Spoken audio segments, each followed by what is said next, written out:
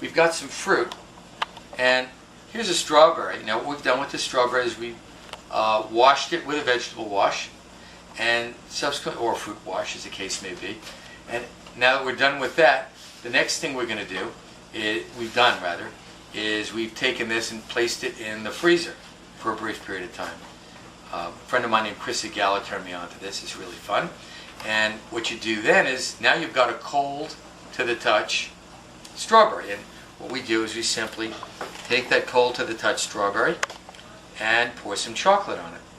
And as we pour this luscious, delicious chocolate on it, and you know, you never know, you might get some on your fingers and have to lick it off, but oh well. Too bad, so sad. Could be worse, you're right. And as we let it just kind of drip like this, the fun part of watching it drip is the cold of the strawberry will actually cause the chocolate around it to harden.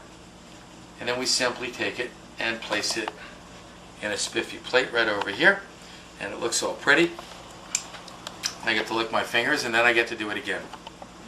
So that's how you make chocolate covered fruit.